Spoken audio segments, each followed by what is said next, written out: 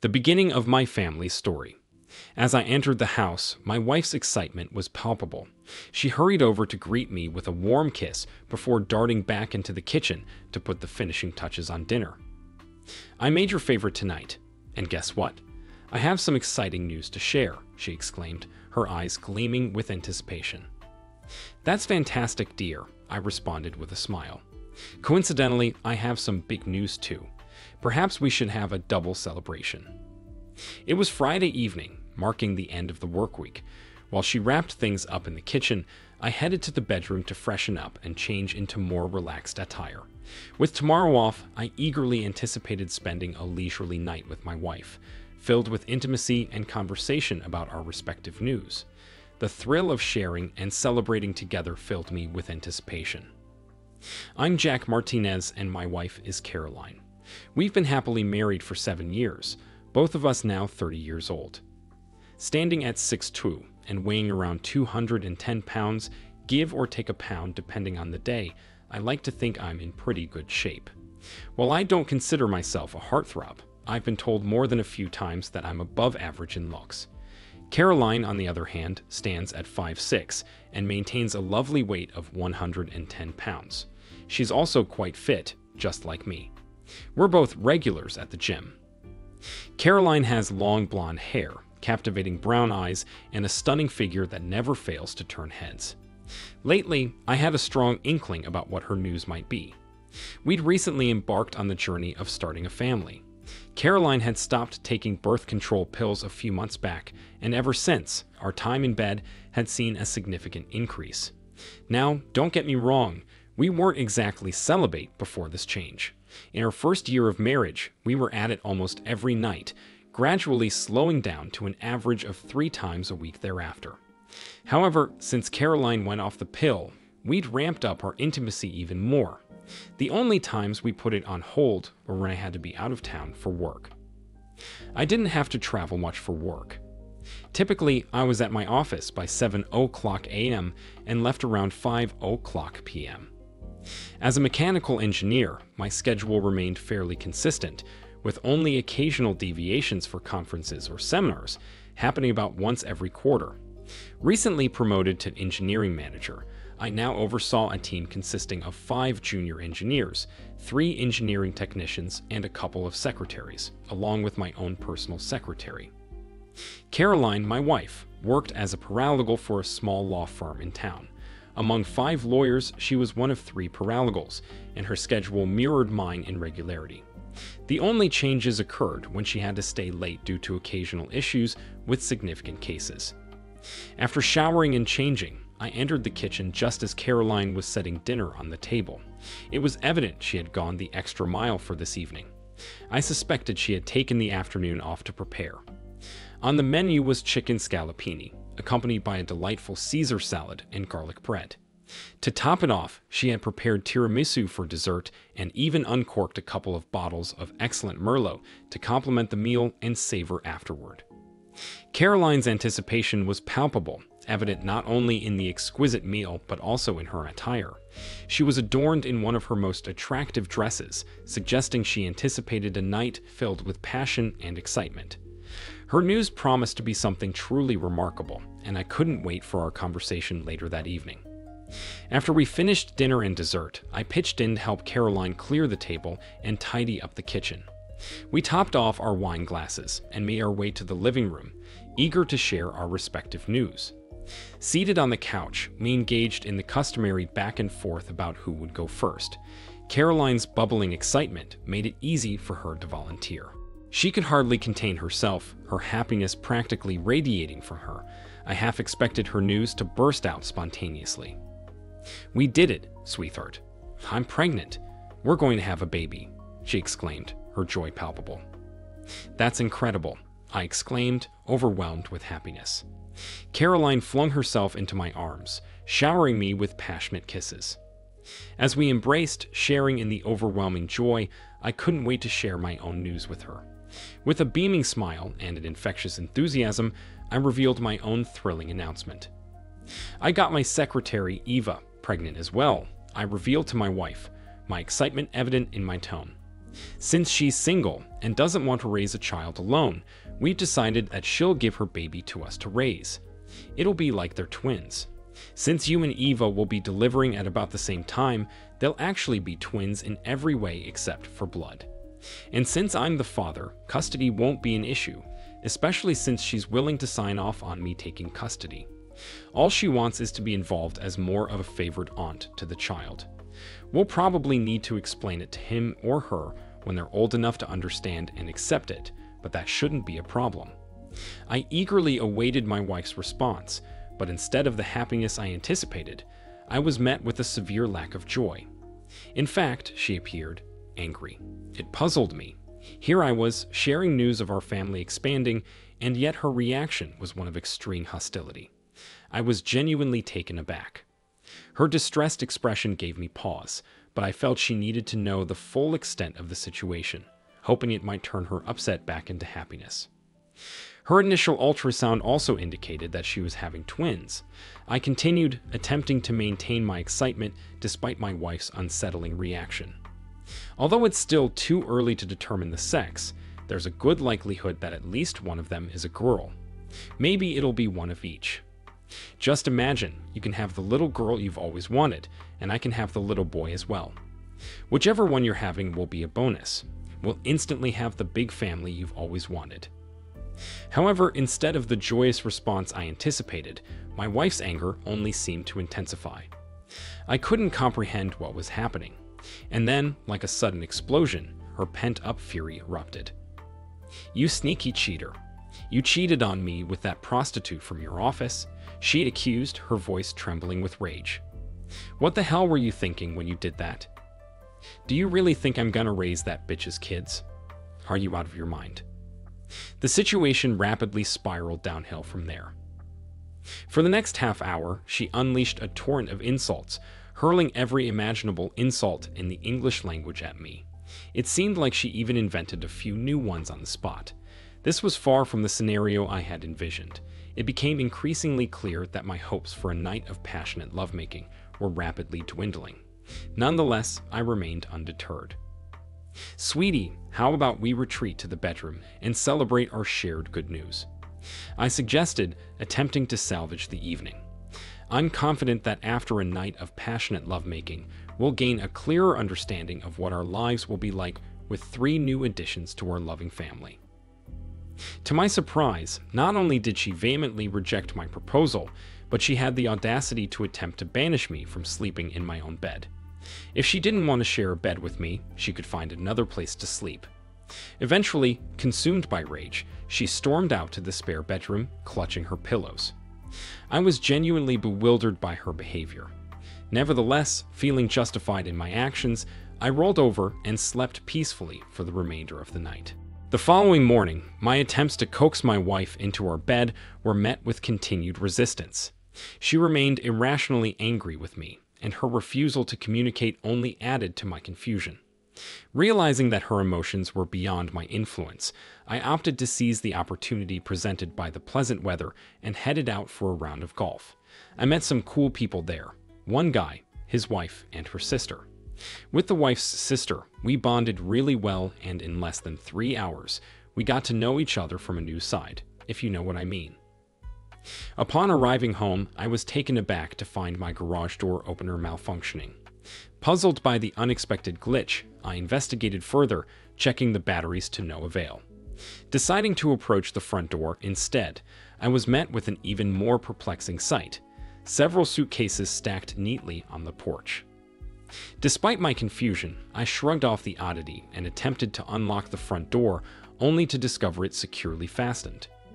While this wasn't entirely surprising, given that I typically left through the garage in the mornings, what struck me as strange was the fact that my key failed to fit the locks. Upon closer inspection, I realized they appeared to be brand new, a detail that Caroline had never mentioned. Determined to gain access to the house, I set aside my bewilderment and focused on finding a solution. Feeling hot and weary from the day's activities, I retrieved my sawzall from the truck and swiftly took action, cutting through the door around the doorknob and deadbolt. With the obstruction removed, I made a mental note to replace the door and proceeded inside, eager for a much-needed shower and change of clothes. Upon entering the house, I was met with yet another tirade from Caroline. She mentioned something about me moving out and my clothes being packed in the suitcases outside. Feeling puzzled, I retrieved the suitcases and brought them back indoors, sorting through my belongings and returning them to their rightful places in the bedroom. As Caroline's rant escalated, she began accusing me of infidelity. I couldn't fathom where she was getting these ideas. Sure, there was that one time with Janice, but it was just a brief fling. Well, okay, maybe more than brief, but it was a one-off occurrence. I hardly knew Janice. Attempting to defuse the situation, I suggested we take a shower together, but Caroline vehemently refused. It dawned on me that she might be grappling with some underlying psychological issues that needed addressing. Resolving to broach the topic of counseling later that evening, I proceeded to shower, hoping to wash away the tension of the day. After a refreshing shower, I returned to the bedroom to dress, only to discover Caroline packing her belongings into the empty suitcases. Inquiring about her sudden actions, she retorted that since I refused to leave, she would instead. Apparently, while I was showering, she had contacted her sister, arranging to stay with her. My attempt to rationalize her behavior by attributing it to pregnancy hormones was met with vehement rejection. Despite my certainty that her pregnancy was impacting her reactions, she angrily dismissed my explanation. I reassured myself that once she gave birth and my secretary's twins came home, she would embrace motherhood with grace. Confused by her sudden departure, I watched as she left an hour later, leaving me bewildered and unsure of what to do next. A couple of days later, I made the decision to move Eva into my house. With her pregnancy and Caroline's departure, it felt like the right thing to do. After all, the twins were mine, and Eva needed support during this time. However, my plans were abruptly interrupted when I was served with divorce papers a week later.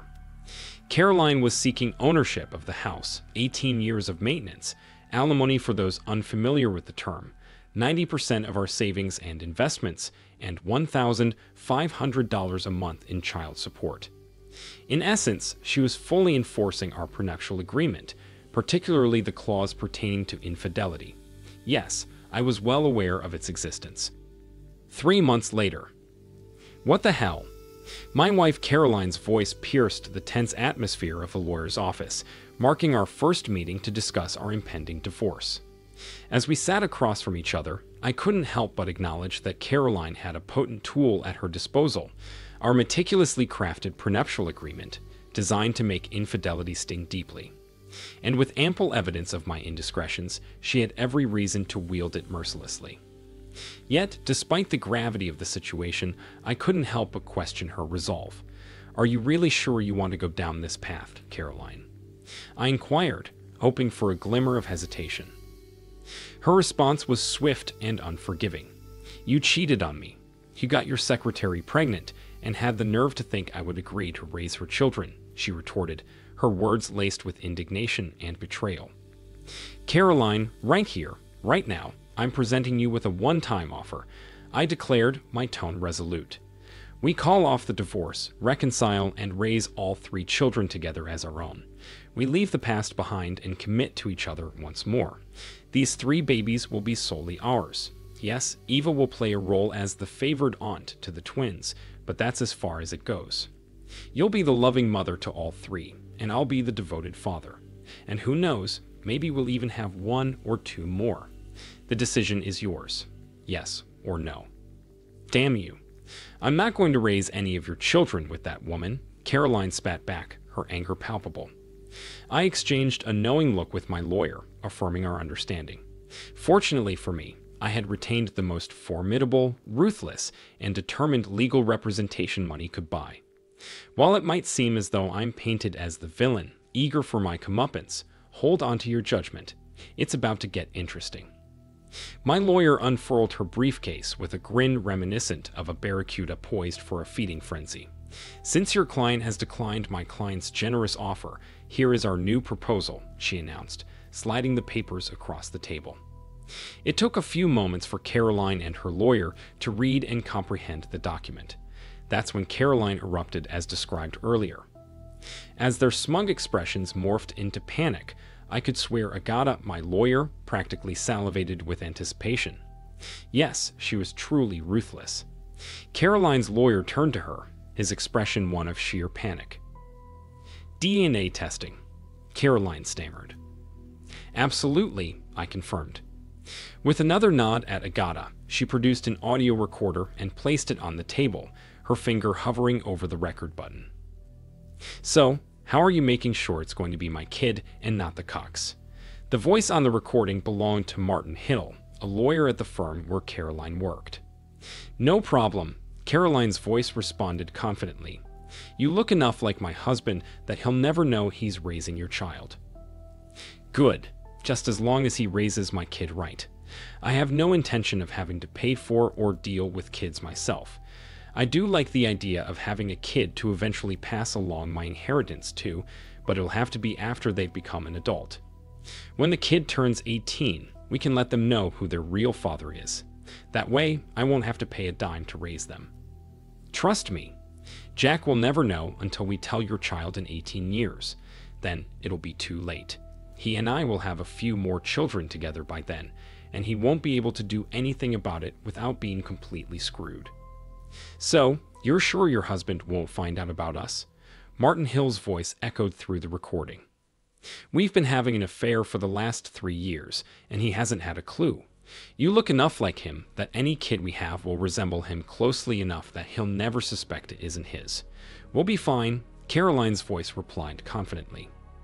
The expression on Caroline's face when the recording played was priceless. Agata then passed over a motion to have Caroline's fetus DNA tested and another motion to sue Martin Hill for child support, requesting $2,000 a month. Given his success as an attorney, it seemed a reasonable ask. All right, since your client rejected the last proposal, here's the new one. It'll require a post-nuptial agreement signed by both parties. The divorce proceedings will cease, and the couple will remain married until the last child graduates from high school at a minimum.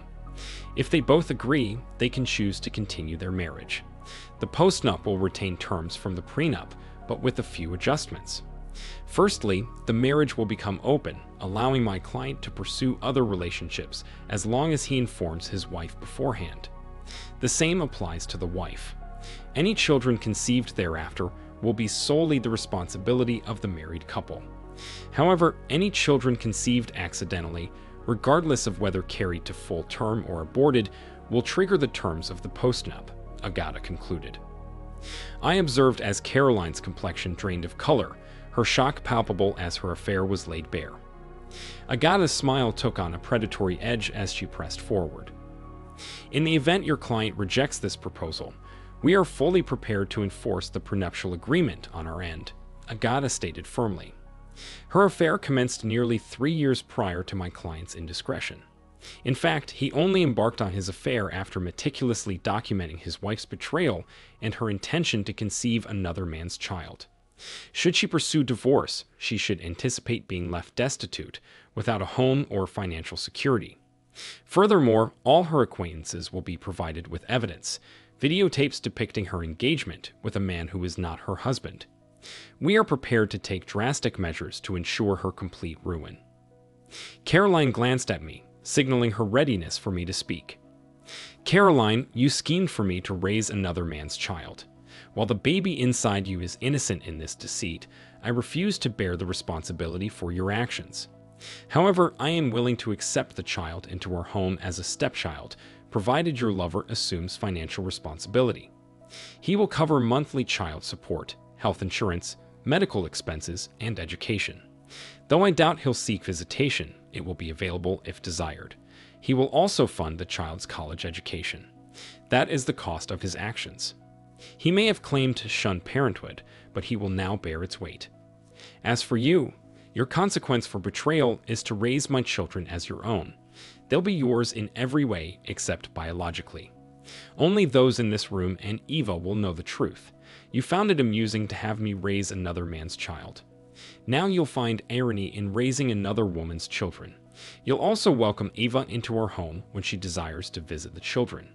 That is your penance. You dare to seek divorce over my infidelity, while carrying on a lengthy affair yourself. How hypocritical. My affair only ensued after uncovering your betrayal. I heard your plans to have another man's child while ensuring it wasn't mine. Eva was willing to bear my children, provided she wasn't left to raise them alone. 18.5 years later. You mean Aunt Eva is really? Diana's voice faltered. But what about Uncle Nat? Laura interjected. Yes, Eva had twins. Diana was born a minute before Laura. Donnie, Caroline's son, came into the picture 3 days earlier. There were more than a few surprised faces when we introduced the triplets to our friends and family. Eventually, everyone came to accept it, though there were some curious remarks about where Diana and Laura's red hair originated. Those pesky recessive genes. No, your Uncle Nat came later. Your Aunt Eva became pregnant while she was single, and she believed that it would be best for you two to be raised by a married couple. Since we were close friends, I agreed to adopt you both, as she wasn't in a position to raise you alone at that time. By the time she met and married your Uncle Nat, it would have been too difficult to change things. Now that you both know the truth, understand that your mom and I love you just as much as if you were our biological children. Nothing has changed in that regard. Also, remember that your aunt and uncle have their own family. You'll always hold a special place in their hearts, but that doesn't alter the fact that we're all family here, I concluded. They were intelligent kids. Would they comprehend? Did we truly need to disclose? Perhaps, perhaps not. There were valid points on both sides.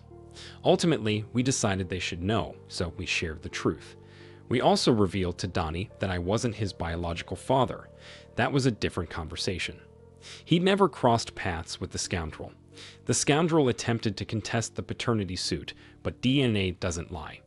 He tried to evade payment, but judges tend to frown upon such defiance. They also have the means to enforce their rulings through sheriff's deputies, who can pay unwelcome visits to individuals at their homes and workplaces. As for the notion of an open marriage, I did have a few more encounters with Janice and Eva, and I dated for about a year until she met Nat. Regarding Caroline, I'm fairly certain she never strayed. I kept a close watch, though. Once Eva and I concluded our affair, I refrained from pursuing others. I presumed Caroline had learned from the experience, and I made it clear I'd resume if I detected any signs of infidelity.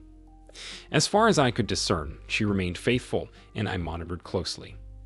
Moreover, she endeavored to foster a bond where I relied solely on her, which worked both ways. Martin Hill vanished shortly after Jack's 18th birthday.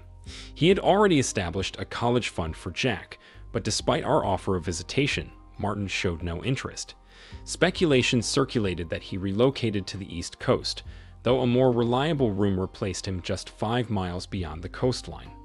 Of course, this particular tidbit remained confined to a select few. Patience was my virtue when it came to settling scores. I couldn't allow him to evade child support and college fund payments. As for Caroline and me, it's been 19 years since our turbulent ordeal. I diligently conducted my investigations and found no evidence of further indiscretions. Remarkably, she evolved into a devoted wife and mother. Contemplating early retirement once the kids depart the nest seems plausible. Some might deem me weak for forgiving her, but what good would scorching her yield?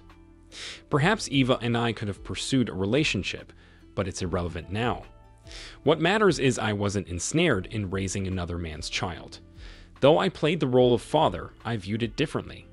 Martin footed the bill for raising him, while I seized the chance to ensure he was raised with integrity, steering clear of becoming another scoundrel. Furthermore, by remaining with Caroline, I ensured our 3 children were nurtured in a loving environment with both parents, a triumph surpassing external judgment. Epilogue. It's been another 10 years. This is my confession. I'll be honest, as I sit here and reflect on my actions in the past, I can't help but feel regret. Years later, I realized that adultery is an insidious path, fraught with pain and consequences that reverberate far beyond the moment of the careless act. Even innocent people can suffer because of it. In my case, children. My affair with Janice and the subsequent exposure of Caroline's betrayal shook the foundations of our marriage, leaving scars that took years to heal. Looking back, I realized the folly of my actions, the selfishness that blinded me to the pain I had caused my wife and family. Yes, my wife committed sin too, but I speak for myself now. I am haunted by the realization that my momentary weakness caused irreparable damage to the trust and intimacy we once shared. Caroline's forgiveness and our eventual reconciliation were not without difficulties. The road to rebuilding our relationship was long and difficult, marked by moments of doubt and uncertainty. But I guess it had to be. Our children, who are grown and thriving on their own, make me happy and give me inner strength. Despite all the turmoil of raising them, they are thriving, their spirits unbroken by their parents' mistakes. I am overwhelmed with pride as I watch their accomplishments, and their laughter is a balm to the wounds of the past. As I look to the future, I can only hope that they will learn from my mistakes, that they will cherish the sacred vows of marriage and honor the trust of their partners. May they never succumb to the temptations that led me astray. May they forge relationships built on honesty, respect, and unwavering devotion. In the end, I am grateful for the second chance I've been given, for the opportunity to right the wrongs of my past and embrace the blessings of my present. And though the scars of my transgressions may never fully fade, I take solace in the knowledge that redemption is possible, that love, true and unconditional, has the power to conquer even the darkest of sins. The second story. Nancy seethed with anger, directed squarely at me, her husband, John Miller. It wasn't difficult to discern her mood. As I drove us home from a party hosted by Rose and Kurt Campbell, acquaintances of hers, she sat pressed against the car door, her expression so sour it could curdle milk. Her ire was justified, I suppose. After all, I had single-handedly marred her evening. What a fool I was, right? To embarrass my wife of a decade, the mother of our 3 children. Shame on me, indeed. How did I manage to disgrace her and spoil the occasion? Simply by choosing the wrong key.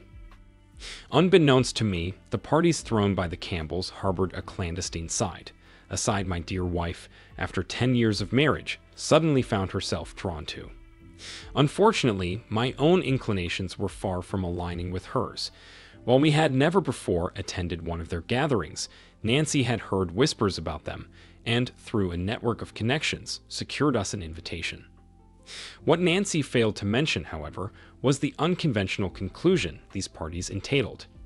She neglected to inform me that, at this particular soiree, wives were expected to deposit their house keys into a bowl. Then, in a rather eyebrow-raising twist, husbands were to blindly select a key from the bowl and accompany the corresponding wife to her bedroom for private matters. As the festivities neared their end and the true nature of the evening dawned on me, I felt a surge of disbelief and fury.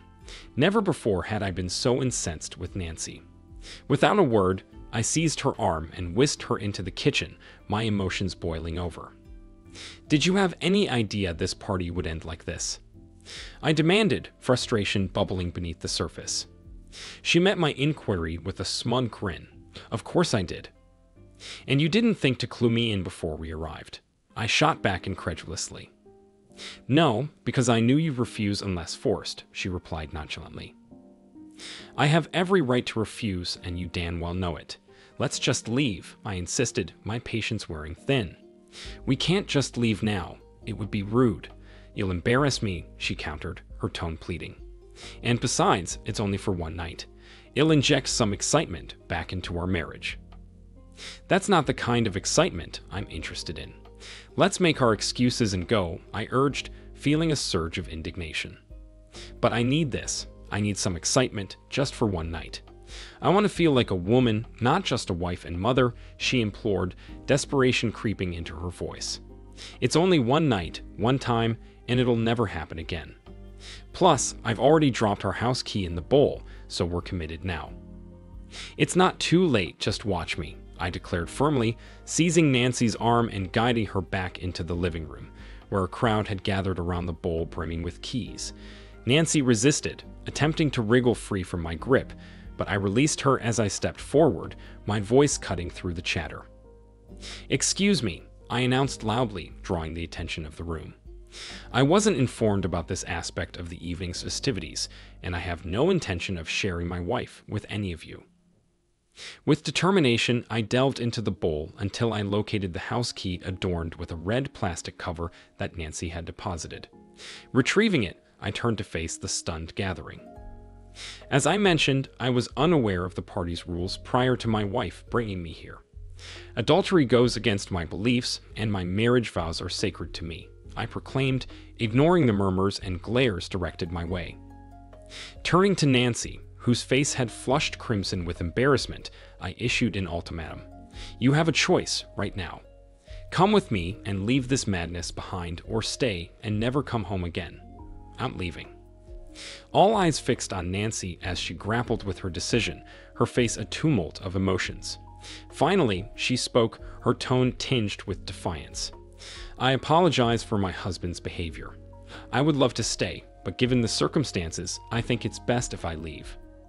Reluctantly and angrily, she followed me out to the car, her words of frustration trailing behind us. You insufferable, selfish jerk. How could you embarrass me like that in front of everyone? Will never be welcomed back there again. Embarrass me, Nancy. How about the fact that you embarrassed me by even entertaining the idea of spending the night with another man? I retorted incredulously. Well, you were planning to do the same with one of the other wives, so why not? She countered casually. I was dumbfounded. I have no desire to be with another woman, Nancy. That's a private activity reserved for my wife. It's troubling to hear after 10 years of marriage that you're openly considering cheating on me. It's just one time, John. Out of all the nights we've had together and will have in the future, it's just one night with someone else. Is that too much to ask after being a good wife for 10 years? She pleaded. Yes, Nancy, it is too much to ask, I replied firmly. I can't believe this is so important to you. It means everything to me, John. I've been longing for this for weeks. One night where I don't have to be a wife and mother, I can be a woman having an adventure, feeling adored, spending a few hours with another man, she confessed. You mean your one night out with another man, I corrected. In a sudden burst of frustration, I slammed on the brakes, executing a swift U-turn in the middle of the street and racing back to the Campbell's home.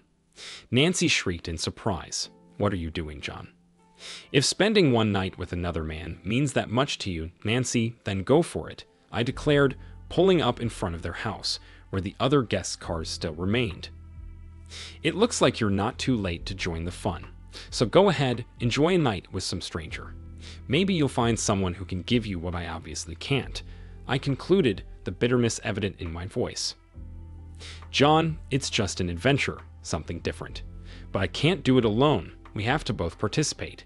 We each have to go with a new partner for the night, Nancy pleaded. I've already told you, Nancy. I want no part of it. I've never cheated on you, and I won't start now, not until we're no longer married, I reiterated firmly. What does that mean? She asked, uncertainty creeping into her voice. It means exactly what I said. It's decision time for you, Nancy. So, if you're going to do it, go and be with your friends. I'm sure they'll find a way to include a beautiful woman like you in their little game, even if she isn't accompanied by her husband, I replied, my resolve unwavering. Nancy's hand hovered over the door handle as she hesitated, contemplating her options. Softening her tone, she looked at me with affection. Would you pick me up in the morning, John, from wherever I end up? I'll call you and let you know. It would mean a lot to me. Not a chance, but I'm sure your new companion will be more than willing to give you a ride after spending the night with you, I replied tersely. He won't be my companion, just someone I spend one night with. It's nothing more, John. I love you. You're the only man for me, she insisted. Do you truly believe that? There's no way you can love me and go through with this. So let me understand. You're just seeking someone new to sleep with. Is that it? I questioned, the hurt evident in my voice. That's harsh, John. It's just one night with someone new. It'll be thrilling. Just a new experience with new sensations. It'll improve our marriage. Trust me, she assured me. Enjoy it, Nancy. I hope you understand the consequences, I said quietly. It's just one night, John. It's not too much, she argued. One moment would be too much, I countered. We have the rest of our lives together, she pleaded. We'll have nothing together if you go through with this. I'm begging you one last time. Nancy, please don't do this, I implored, my voice filled with desperation. You're completely overreacting, John, and I'm putting my foot down. I won't let you ruin this for me. I just want a little time with someone new, and you can't stop me. I'm going through with it, and you need to accept it and move on. Do you understand? Nancy's tone was firm as she asserted her stance. Tomorrow morning, you'll be history. Do you really think I could touch you after you've cheated on me? I countered, my voice heavy with disappointment. Now you're being absurd. I belong to you, and you'll want me just the same. I'll make sure of it, Nancy retorted confidently. Nancy, listen to me. If you walk back into that house, we're finished. Your one night will cost you your husband and your family, I warned, my heart aching with sorrow. No, it won't, John. We're married, and we'll always be together. We love each other, and we'll get through this. I'll make it right, I promise, she insisted, her voice tinged with desperation. You're breaking my heart, Nancy, I confessed, my voice cracking with emotion. Don't be so melodramatic. Just think of it as sending me on an exciting adventure, she dismissed my feelings. Exciting for you, the tragic end for us, I retorted bitterly. Once again, you're being unreasonable, John. I'll change your mind about that in the morning, you'll see, she assured me confidently. Do you honestly believe I would touch you after you've spent the night with a stranger? I questioned, my heart sinking. You'll touch me, John, and much more. I'll make sure of it, she declared. God, I never realized how blind you are. Get out, I said, my words heavy with finality. My words seemed to stun her, but she opened the car door and began to step out.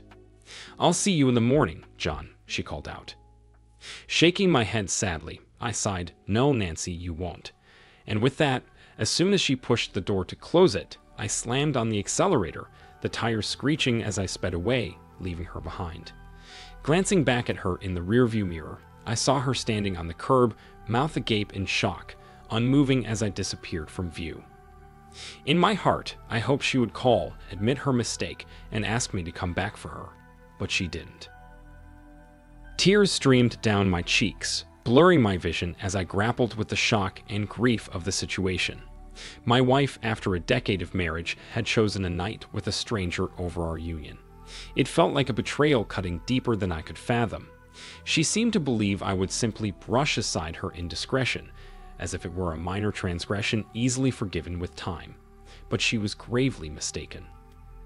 Long ago, my father had imparted a harsh truth. When a woman contemplates cheating, she has already breached the sanctity of the relationship in her mind. It wasn't just about physical infidelity. The betrayal lay in the breach of vows and trust. While it pained me to admit, our marriage seemed irreparably damaged beyond salvage.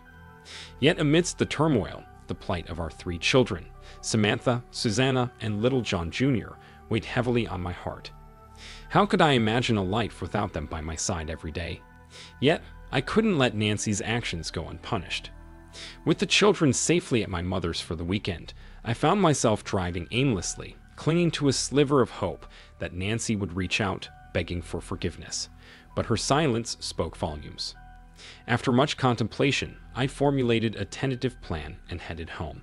As I pulled into the driveway, my phone rang, shattering the silence. Despite my yearning for it to be Nancy, the caller ID revealed otherwise. I answered, greeted by the distant sounds of revelry, a stark reminder of the world moving on, even as mine seemed to crumble. John, old buddy, this is Oscar Baker from the party. Your lovely wife passed me your number, hoping I could talk some sense into you. She's a real firecracker, thrilled about tonight's plans. Every guy here is hoping to draw her key. She's talking about giving someone a night they'll never forget. She wants you to be a part of it too. Things are heating up. Everyone's eager to find their match. There's still time for you to join us and pick a key. Plenty of eager ladies here ready to show you a wild time. Screw you, Oscar Baker, you manipulative scumbag, and screw your damn party, including my cheating wife. I hope you all rot in hell, I spat, hanging up before he could respond. It didn't take me long to pack my bags, stuffing enough clothes for a week or 2 into 2 suitcases. I grabbed my laptop and shaving kit, tossing everything into the car. Rummaging through a drawer, I found our wedding license, tearing it into pieces before smashing my wedding ring with a hammer. Once it was flattened, I placed the broken pieces on Nancy's pillow, locking the front door behind me as I left. I drove aimlessly for a while, eventually stopping by the Campbell's house. A few cars had already departed, and a handful of people lingered outside, pairing off for the night. Nancy was nowhere to be seen, likely already off with her new lover or perhaps with Mr. Campbell himself.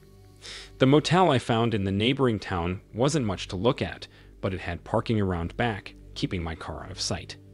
After securing my vehicle, I bought a six-pack of Newcastle from the nearby convenience store, planning to drown my sorrows with a drink or two. By the time I cracked open the third beer, I was feeling a bit more mellow, settling in to watch some television. When my phone rang, I saw Nancy's name on the caller ID. Knowing she wasn't calling to reconcile, I let it go to voicemail, unwilling to entertain her excuses. "John, you're blowing this out of proportion. Oscar Baker filled me in on what you said. I've told you countless times, it's just one night. Letting someone else have their turn doesn't make me a cheater. And I swear, even if I'm a bit sore, I'll make it up to you like you wouldn't believe when I get home tomorrow. I know you probably don't care, but since you removed our house key from the bowl, they made a new one for me. The guy who got it is named Travis. He seems really nice, and he's promised not to push me into anything I'm uncomfortable with. He's married with kids just like us. Since you're at home, I decided to come back with him. His wife and her date are staying here too, but in a different part of the house, far enough away that we won't hear each other when things get heated. You know how loud I can be," she said, giggling like a schoolgirl. "Honey, I know you're upset, but I promise I won't let him do anything to me that you haven't done." Travis agreed, especially since this would be my first time with another man. He's offered to give me a ride home tomorrow. I'll make sure to shower and freshen up before I get back. No sloppy seconds for you. Sweet dreams, love. See you in the morning. Love you, John. I felt like I was going to be sick. Never in my wildest dreams did I imagine my wife would turn out to be such a foolish cheater. Sure, Nancy had always been a bit airheaded, but it had been part of her endearing charm. Now her foolishness was on full display and had cost her our marriage, and maybe even our children. There was no way she could expect me to take her back after cheating on me. I was seething with anger, hurt, and humiliation, and my wife couldn't care less. I knew I should have just ignored her message, but I couldn't help myself. I called her back, and she picked up on the third ring. "Hi, honey. Travis and I just got comfortable, so I can't talk long," Nancy chirped. "Shut up, Nancy. That may be the last you hear from me. You have no clue what you've done, but you're about to find out. I never thought I'd say this, but I despise you more now than I ever loved you. I can't wait to be completely rid of you. My lawyer will serve you next week," I spat, hanging up abruptly. Within 30 seconds, my phone rang again, her name flashing on the screen. I ignored it, letting it go to voicemail once more. "John," her voice trembled on the brink of tears. "Why are you doing this? How could you say those things? I'm your wife. Please, let me have this night. Travis and I just started, and now you're ruining it for me. I don't know if I can enjoy it anymore. We're not getting divorced. I'll be home tomorrow morning, and we'll work through this. I can't come back now. I promised Travis I'd stay. Please try and understand. I love you, John. Don't end our marriage over this. I have to go." I called her back, the call ringing several times before diverting to voicemail. "You shattered my heart, Nancy, and I'll never forgive you for it. You kept your promise to Travis, a man you just met, but you couldn't honor your vows to me, your faithful husband, for over 10 years. I don't even recognize you anymore. You won't see me in the morning, and you may never see me again, but next week you'll be served with divorce papers, and I'll press charges for adultery. You're officially a cheater now, free to do as you please. But know this, you've lost me forever, and I intend to keep that promise." Nancy didn't return my call. Whether she received my final message or not, the damage was done, and our marriage was beyond repair. I refused to entertain the idea of reconciling with someone who had treated me with such disrespect and humiliation. I forced myself to finish the last of the beer, unwilling to spend the night dwelling on the painful thoughts of my wife's betrayal. The alcohol helped numb the pain, and I eventually drifted off to sleep, tears still staining my cheeks. 4 hours later, I awoke to the harsh reality of my situation. My once beautiful marriage had been tarnished by Nancy's infidelity, and I needed to formulate a plan to protect my children, rid myself of her presence, and ensure justice for the humiliation she had brought upon me. Living in Biloxi, Mississippi, where adultery was grounds for divorce, presented an opportunity to seek legal recourse without facing the burden of alimony and possibly even secure custody of my children. I knew I needed the best legal representation available. After showering and changing clothes, I called my mother at 7:30 to update her on the situation. She shared my shock at Nancy's actions and assured me she wouldn't mention anything to the kids. I promised to retrieve them once I had a plan in place. Despite my reservations, I acknowledged Nancy's past devotion as a mother and wife, but her recent actions had irreparably shattered our bond. Following the call, I headed to the diner nearby for breakfast. As I parked and made my way to the entrance, my phone began to ring. It was Nancy. Contemplating whether to answer, I ultimately let it go to voicemail. Strangely, she didn't leave a message, opting instead to call repeatedly. On the fifth attempt, she left a tearful voicemail. "John, please answer the damn phone. Talk to me, damn it. What do you mean I may never see you again? And divorce papers? You can't leave me, John. I won't allow it. We have 3 precious babies who need us both. My God, why did you tear up our marriage license and smash your wedding ring? How could you do that? I gave you that ring on our wedding day, and you promised to wear it forever. It's a symbol of our eternal love for each other. I knew you'd be upset, but I never imagined you'd go this far. I love you so much, John. I just needed this special night with Travis. It was special. He made me feel alive again, like a young girl. I forgot what it felt like to laugh and scream at the same time. But John, you're my man, my only man, and I know exactly how to make it up to you, to make your hurt feelings disappear. Please come home so I can prove my love to you. Come home, please." She started sobbing, her words becoming almost unintelligible. "Damn you, John. Why can't you understand? I just needed one night with someone new, to feel something different. Please, John, talk to me. I love you. You and our children are my world." Her voice grew weaker, the sobs overtaking her. The message ended, leaving me stunned outside the diner. Had these thoughts been brewing in her all our married life? And now, in her mid-30s, they suddenly surfaced. Nancy was still stunning, with her average height, shoulder-length dark blonde hair, and light blue eyes. Her figure was captivating, her breasts neither too big nor too small. Yes, her hips had widened after 3 kids, but she still turned heads wherever she went. So what was this about needing validation from another man? I showered her with love, brought her flowers, and spent quality time with her regularly. I told her every day how beautiful she was and how much I loved her. Until last night, our marriage felt perfect to me. What had I missed? Despite my diminished appetite, I pushed myself into the diner. Seating myself at an unoccupied table, I mechanically ordered scrambled eggs, toast, and black coffee. Despite consuming less than half of my breakfast, I mindlessly drained at least 6 cups of coffee. Never before had I experienced such profound emptiness and despair. I finally understood the sentiment of those who wished for death. The sole reason I found to persist was the thought of my children. They were my anchor in this storm. For their sake, I needed to endure the wreckage Nancy had wrought upon my life and pave a path to a brighter future for them. With that resolve burning within me, I knew I would press on. I just needed to determine the way forward. Throughout the day, Nancy bombarded my phone with calls, each one a painful reminder of the betrayal she had inflicted upon our marriage.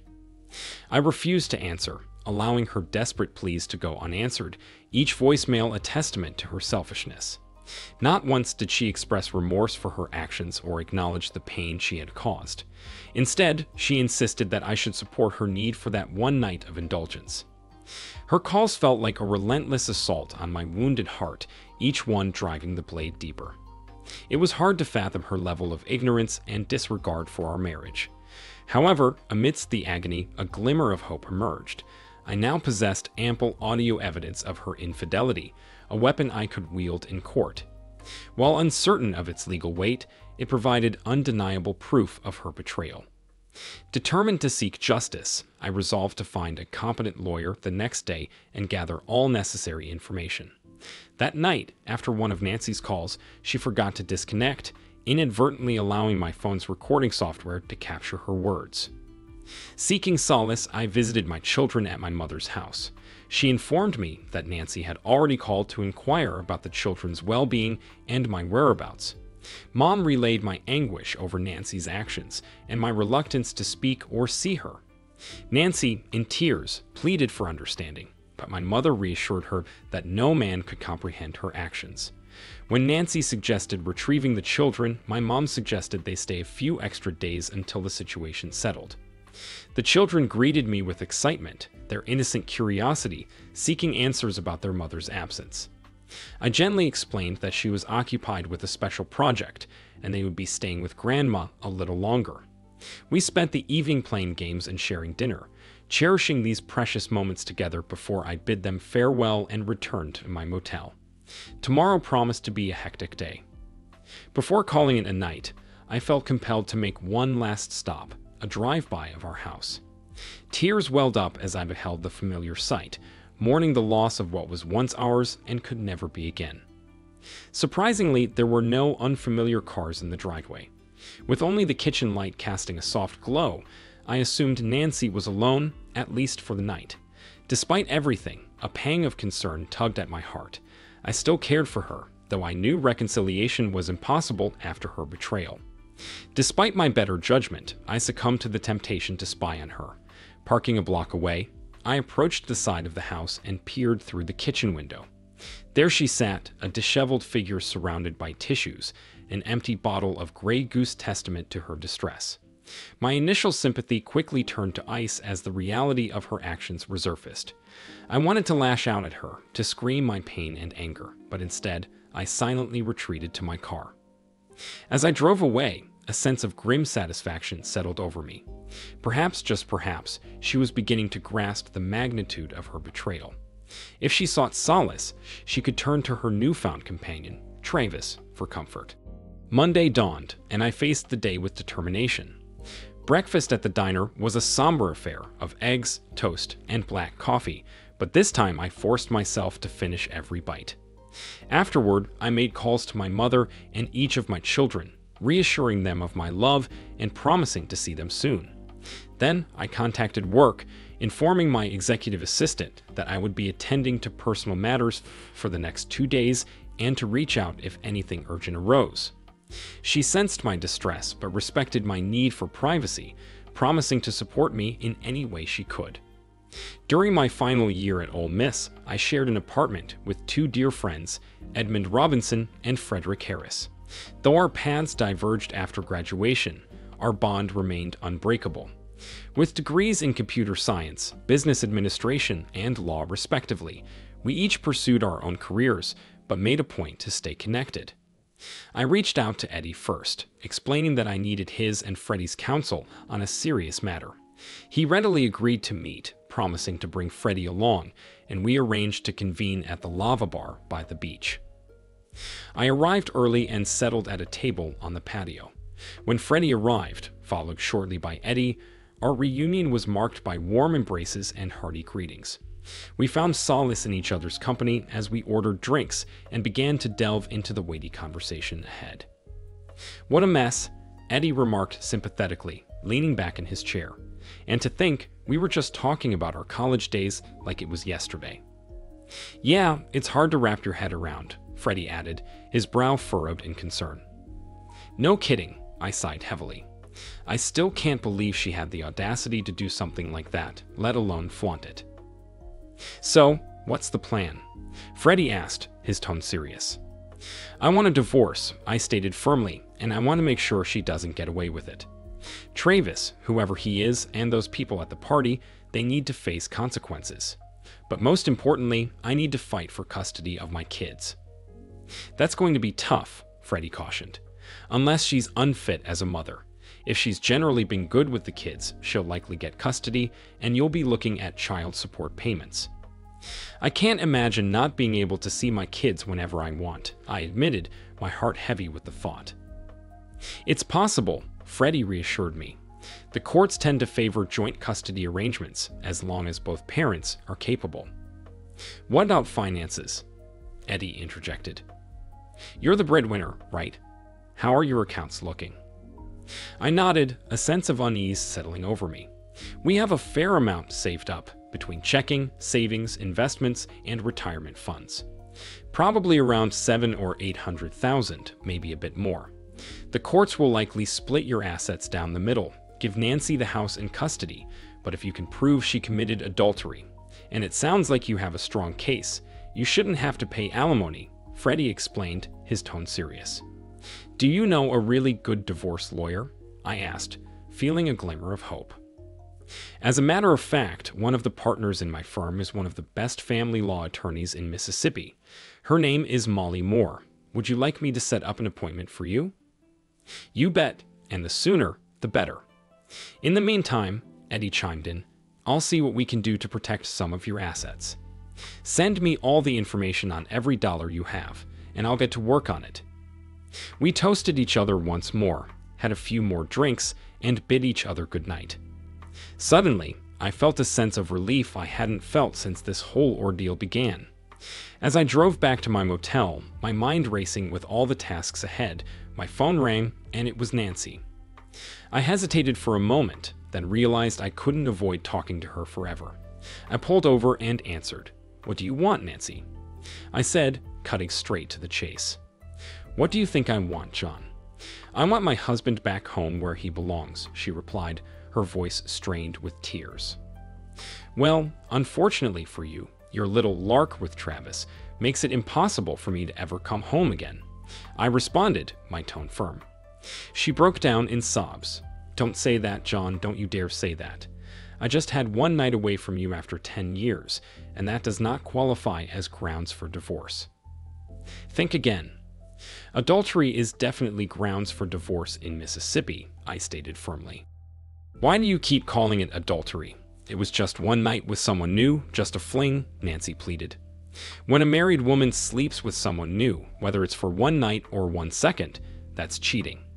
I told you that once you crossed the red line and cheated on me, it would be over between us, and I meant it," I asserted.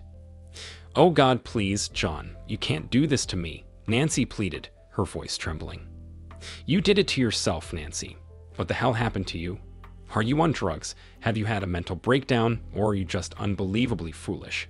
I think you were so captivated by the idea of cheating on me with another man that you didn't care about our children or my feelings. You just had to do it. And here's the thing, you did it and now you're facing the consequences. I thought we were truly happy, with a nice house, 3 wonderful kids. Our married life was great, and then you ruined it all by getting involved with some stranger and dragging me through it." I expressed, my frustration palpable. "We were always happy, John, and we are happy now. I just wondered what it would be like to be with another man for one lousy night in our long lives together. Just sample someone new with no harm done, that's all," Nancy attempted to justify. "No harm? You somehow don't understand the harm you've done at all. You have, in one night, completely destroyed our family because of your selfishness. You shattered our lives into 1,000,000 pieces that have no hope of ever being put back together again. For starters, Nancy, you broke my heart, though you've made it obvious that you don't care about that. Remember me, your husband, the man who has loved you without question from the first time I saw you. The man who works long hours every day to give you and the kids the kind of life you crave. You spat in my face and abandoned me so you could be in the arms and the bed of a total stranger. You gave him the parts of your body you swore in a ceremony 10 years ago would only be mine. You made that vow in front of God, both our families and all our friends. More than that, you rubbed my face in it last night, letting me know without question that you were going to do it, no matter how much I begged you not to. You basically told me to go screw myself. You're going to do whatever you want, and it's none of my business." I poured out, the pain evident in my voice. "I never meant it to seem that way, John. I don't know why, but I didn't think I was hurting you. I just wanted to do something new. I love you. It was never about you. It was something I needed," Nancy explained, her voice filled with remorse. "And that's the thing that did you in. He took your husband out of the equation. Your whole affair with Travis last night was all about you and him, with no thought of me or your children," I replied, my tone laced with disappointment. "I deserved a special night just for me," Nancy insisted. "Well, good for you, Your Royal Highness.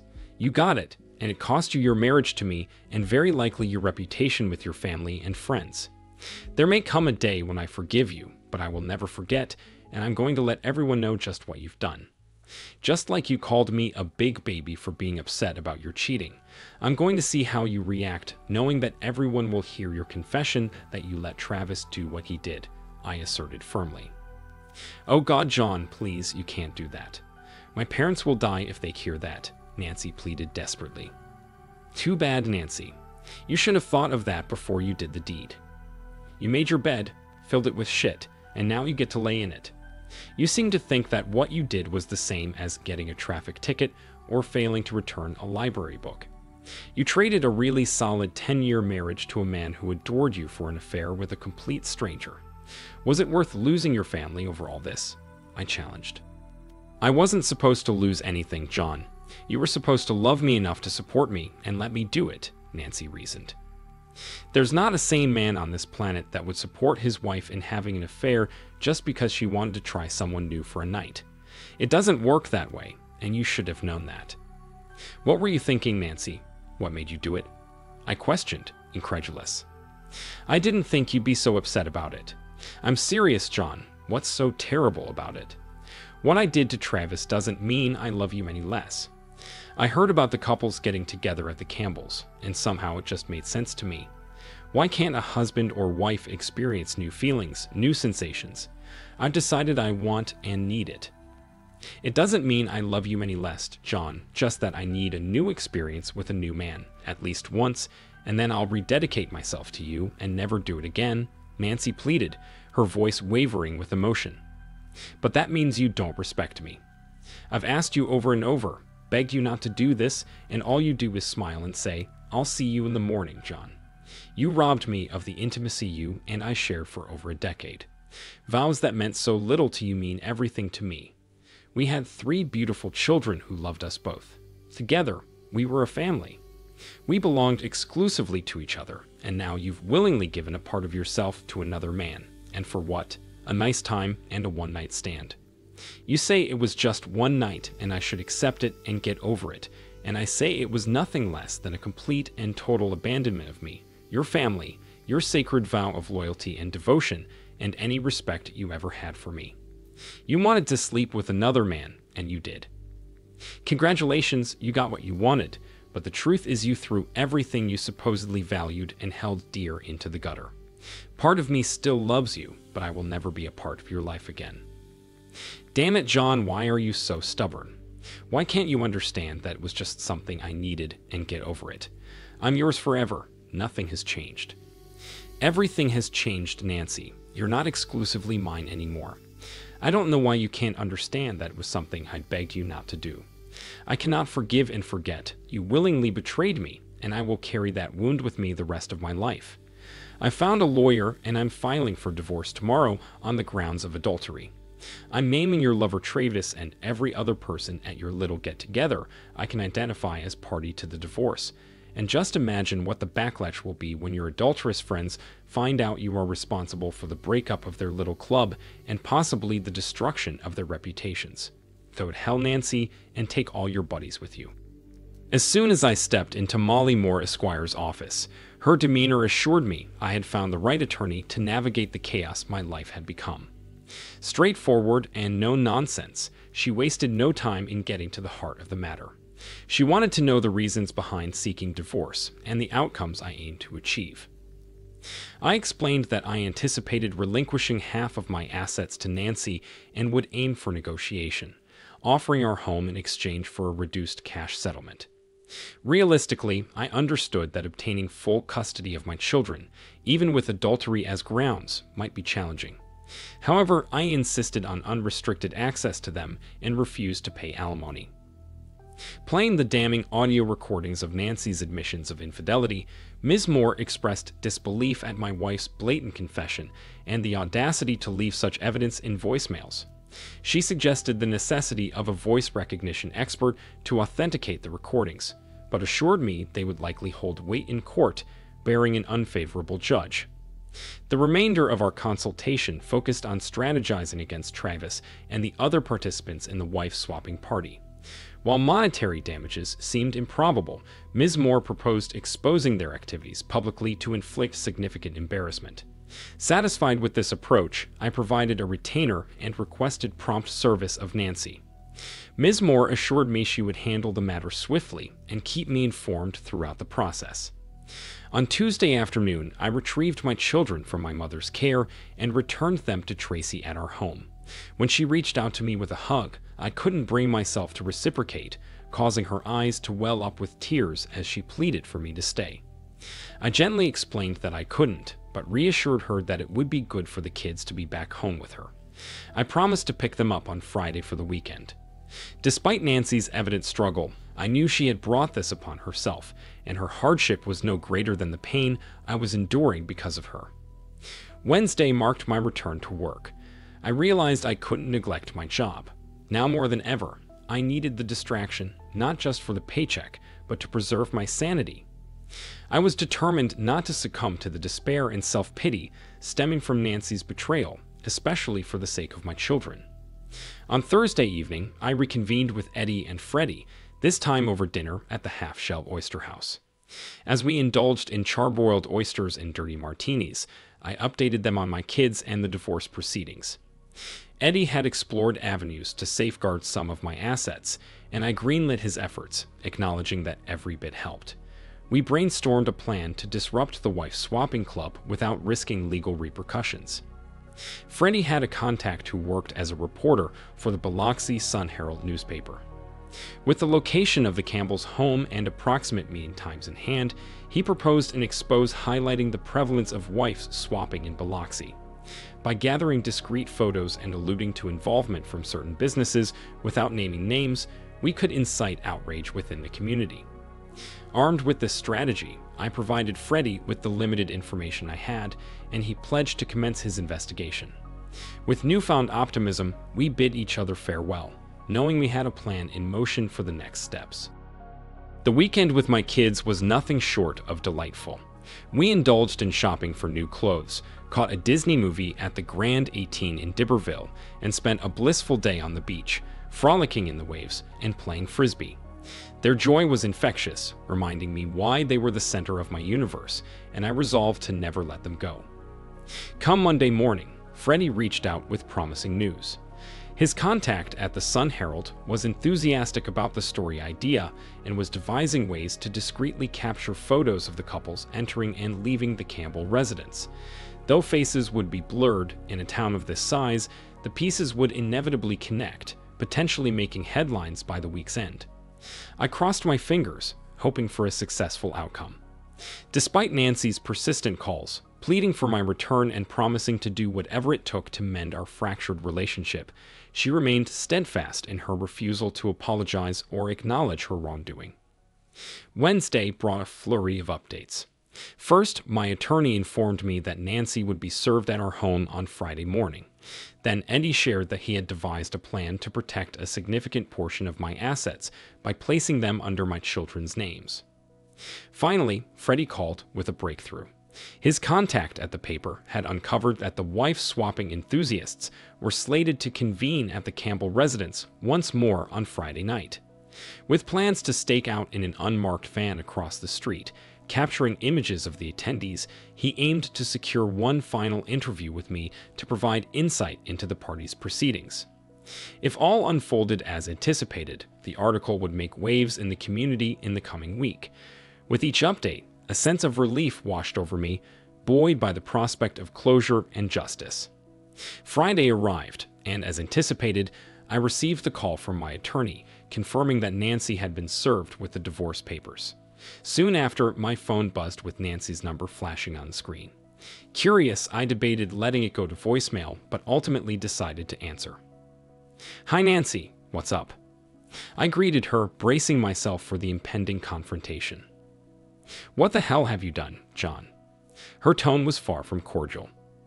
"I filed for divorce, just as I said I would," I replied evenly. And I told you there would be no divorce. And adultery? One night with another man doesn't count as adultery, John. Sorry, Nancy, but I beg to differ. In Mississippi, what you did constitutes adultery. Her voice broke into tears. Why are you being so cruel, John? I love you. It was just a fling. Oh, forgive me, Nancy. I must have misunderstood that sleeping with someone other than your husband wasn't considered cheating. My mistake, but it's done now. I warned you. I begged you not to, but you did it anyway. Now you have to face the consequences, and I suspect your troubles aren't over yet. Goodbye, Nancy. Have a miserable life. With that, I ended the call. The truth was, despite everything, I still harbored love for Nancy. Perhaps I always would, but trust, once shattered, couldn't be pieced back together, and I couldn't remain married to a woman who betrayed me. I wrestled with the idea of driving by the Campbell's house on Friday night, despite knowing I should steer clear. Curiosity got the better of me, and I wanted to check if Nancy's car was parked there, even though I suspected she'd skipped the party this time. As expected, her car was nowhere in sight. Still, she could have hitched a ride with someone else. The party's couples-only rule didn't seem to be airtight. They'd made exceptions before. I spotted a van parked across the street, likely housing the reporter. I silently wished him luck in exposing their indiscretions. The outcome was swift. The next afternoon, Freddie's journalist friend called, eager for my insights. He'd snapped over 100 photos, recognizing over a dozen prominent couples entering and leaving the residence, curiously not always in the same pairings. He assured me that Nancy wasn't among them. He wanted details about the key parties, which I reluctantly provided based on what I'd gathered from Nancy and other attendees. Though I hadn't witnessed the key picking firsthand, I painted a vivid picture based on descriptions. Before ending the call, he sought my permission to vaguely hint at the impact these parties had on marriages, including the dissolution of one, resulting in children bearing the brunt of their parents' decisions. As long as no names were implicated, I gave him the green light.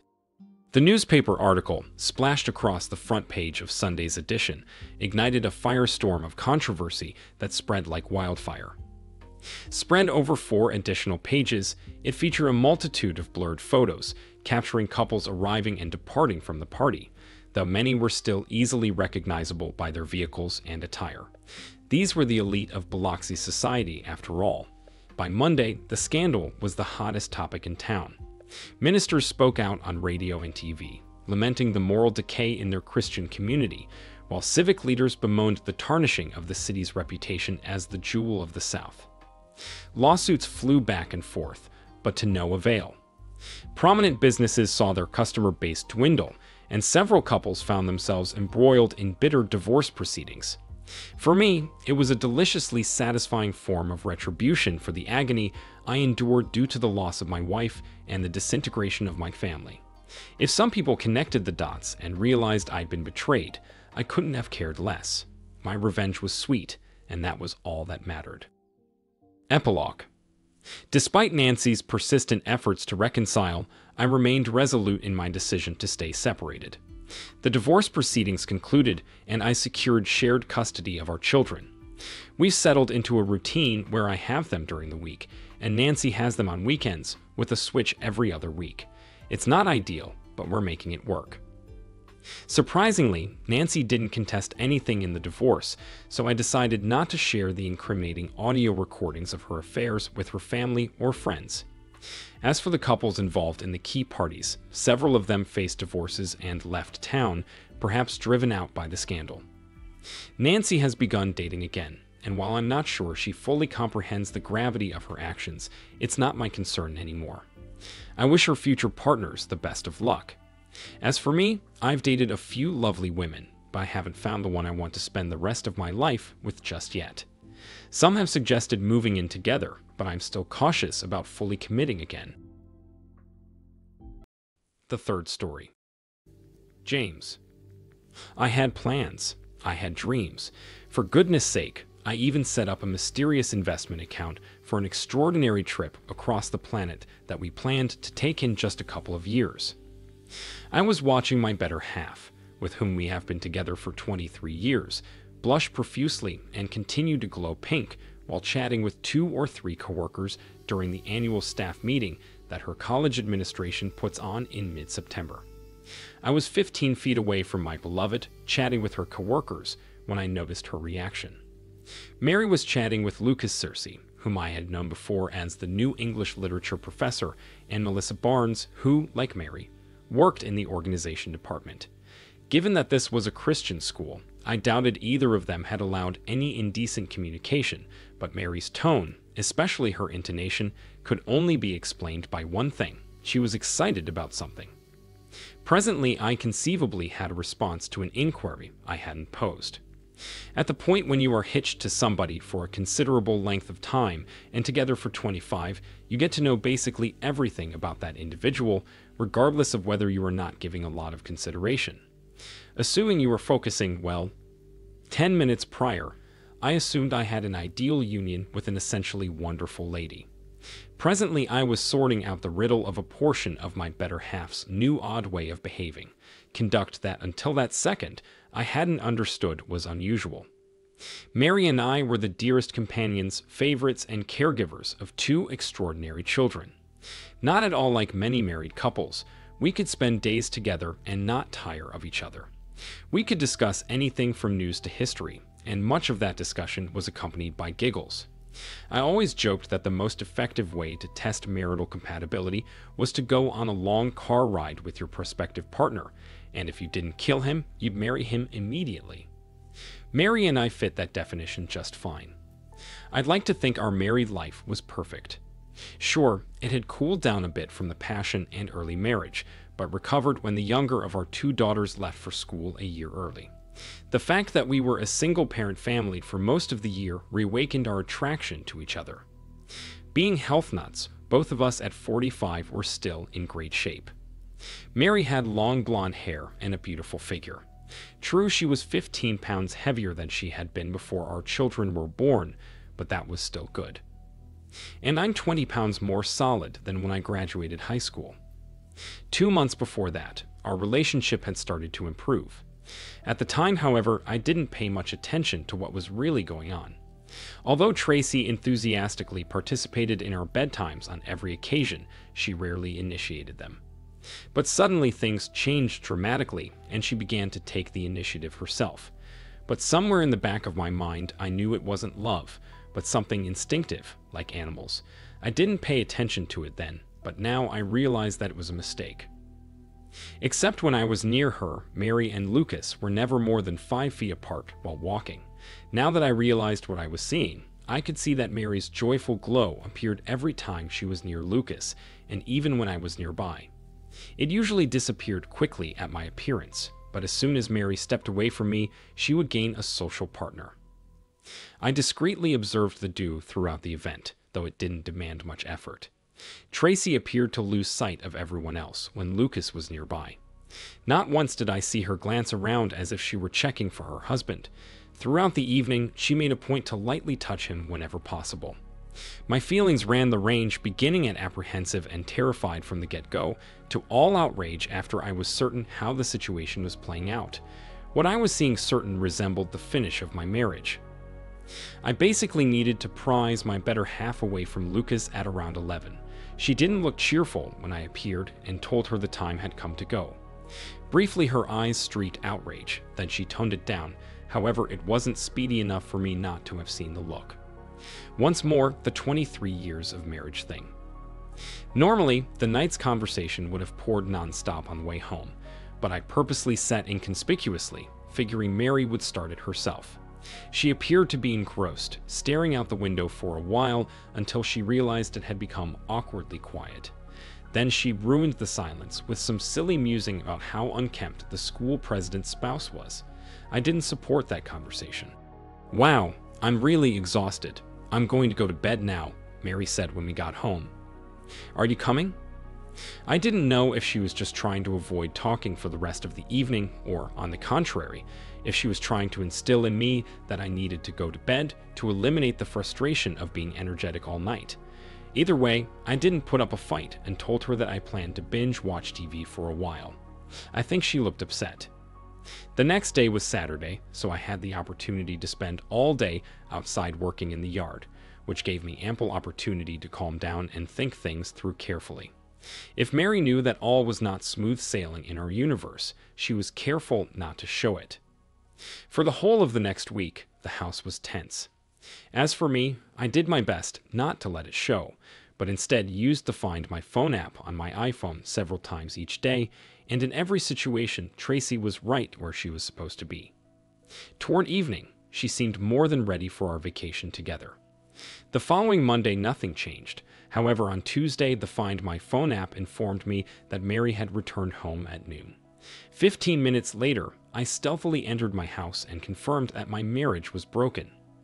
Our bedroom wasn't very quiet, so I didn't have to sneak up the stairs to confirm that Mary's accomplice was no doubt Lucas. It was a good thing I had the self-control not to go up to them and make a mess of things. It wasn't worth going to jail for. Mary. I am well aware that saying I love my better half more than anything else in the world sounds selfish, but it is the perfect truth. I loved him for a quarter of his 100 years, and I'm ready to love him for another quarter of a century. But in light of a legitimate concern for the completeness of the story, I also have to acknowledge that I have a dear one who has fallen by the wayside, a lover who was wonderful to the point that I couldn't give him up, even though I know I will have to do so someday, because it will be the primary way to save my marriage. James, my amazing spouse, would have been crushed to know that I had a lover.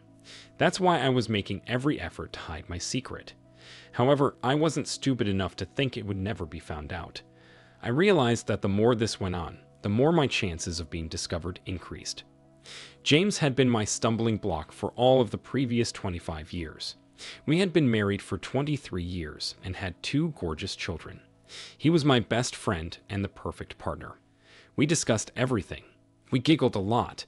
All this despite the fact that until very recently, I had no desire to have a lover. I had not the slightest desire for a lover when I met Lucas Searcy. For reasons unknown, he showed up at our organization a few days before school started, and without exaggeration, my life changed drastically. Lucas was 30 years old, tall, extremely trim, with short earth-colored hair and gentle dark eyes.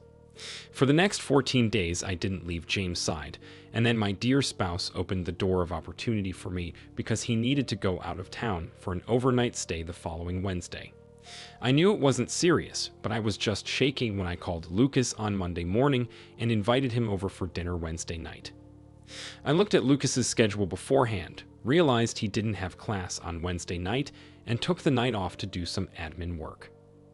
Lucas met me at a small Italian restaurant, and we had a decent lunch, talking and giggling a lot. I realized I giggled a lot anyway and made some extreme flashbacks, keeping my hands off his arms and palms while we talked. I blushed profusely and felt like a girl on a totally first date. Lucas and I had never talked about having rest. However, he understood what the expectation was. He grinned a ton back at me, held my hand for some time, and surprisingly sneered sporadically. I realized he felt a similar association. Being the refined man, Lucas paid the check, then discreetly expressed, "Where to?" "My home. I live a little ways from here. Leave your vehicle and I'll drive," I replied in a voice that sounded much more certain than I really was. Realizing James would not have been home until Thursday night took a great deal of the concern out of the approaching occasion. Yet I need to confess to in any case being anxious. I knew that subsequent to having 2 children and being 45 years of age, I didn't have the body of the nubile, youthful things Lucas was likely used to. I ought to have been having a liable outlook on what I was going to do. However, for reasons unknown, it was a done deal to me. I cherished James with everything in my entire being, yet my experience with Lucas was most certainly going to occur, and I won't deny myself a moan of delight by feeling remorseful. I maneuvered my vehicle into the carport and dropped the entryway. The next 10 hours were some of the best hours of my life. My new lover turned out to be much more capable than my husband. Everything was amazing.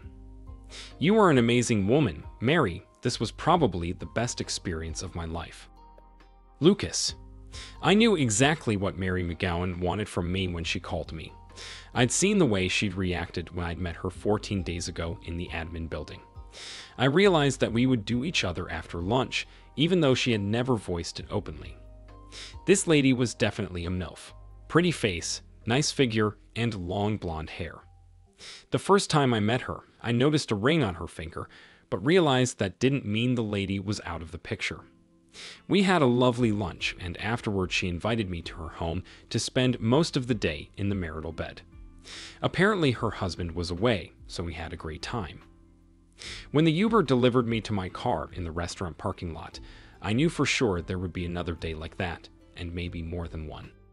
James. I was shocked at how deceitful Tracy could be. The next week, she continued to play the role of the perfect Oscar-winning wife, and I quietly prepared for my impending divorce. On Wednesday morning, I met with my attorney, and she informed me that Mary would receive a subpoena the following Wednesday. Even though we lived in a no-fault divorce state, I still filed on the grounds of adultery. It was petty, I know. I myself didn't know how I had driven my better half to the point where she was in the arms of another man. Or was it the fact that he was about 15 years younger than me? Either way, it was a no man's time, shattered. As if I needed confirmation, the Find My Phone app showed that Mary had come home in the afternoon 3 more times in the last 10 days. I didn't feel like I had to come home to find out that Mary wasn't coming home to eat cheddar sandwiches. I chuckled to myself at the thought. At some point during that period, I reached into my snack cabinet for a pack of Pop-Tarts with brown sugar and cinnamon, but couldn't find any. I had eaten the penultimate packet the day before, knowing there was only one left. I also knew Tracy didn't eat them because she hates Pop-Tarts, so not only was Rafe stealing my wife from me, but he was stealing my snacks from me. Damn him. Mary. I got up early Thursday morning feeling out of sorts after the best night of my life. In theory, I should be feeling remorseful, but really, I just needed more. I lasted until noon before I called Lucas. My husband won't get here until 9 at the earliest. If you come right after I get off at 5, we'll have enough energy for one more round, maybe 2, I said magnificently. I love a lady who understands what she needs, Lucas replied. Lucas left around 7:30. I immediately made the bed and washed the covers, the second time in 2 days. I made sure to put 2 loads of sheets in the bottom of the laundry basket. I felt amazing while I washed in the shower. An hour and a half later, James walked into the driveway. I hugged my husband tightly. I truly adored this man. Admittedly, I felt somewhat guilty when James basically rushed me into the room for a little cuddle. "That was phenomenal, James," I said unobtrusively as we snuggled against each other. I genuinely meant it. James was a big douche himself, but with Lucas, it was like we were doing something completely different than what James and I had. I couldn't feel any regret for accomplishing something so astounding. If with James it was for the feelings, with Lucas it was about amazing real feelings, and I planned to enjoy it while I had the chance. James. I realized that Mary was supposed to be handed the legal papers on Wednesday at 10 a.m. 2 minutes passed before my phone rang. "No, James, I don't want a divorce," she yelled into the receiver when I answered. "And I don't need a cheating wife as a spouse, but we don't always get what we need, do we?" I replied. "I can explain. I've made a decision for myself." "We need to talk about it," Tracy exclaimed. "Since you've ignored our vows and ourselves, I've made a decision for myself too. So no, we don't need to discuss your decision," I said, ending the conversation. I really was ready to be useful in my job. Unfortunately, I knew what awaited me when I returned home, and Mary wasn't upset. "Don't you mean you should have talked to me before seeking a legal divorce?" shouted Mary as I entered the house. All things considered, we had been married for quite some time. "Why?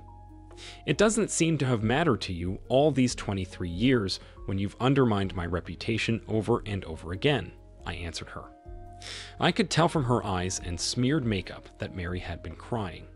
I wasn't happy about it myself. "I love you, James. I really do. What I had with Lucas was just physical. It was... You made your own choices," I finished for her. No doubt Mary looked annoyed. I apologize for offending you, but I think you're exaggerating. We can discuss this, she said.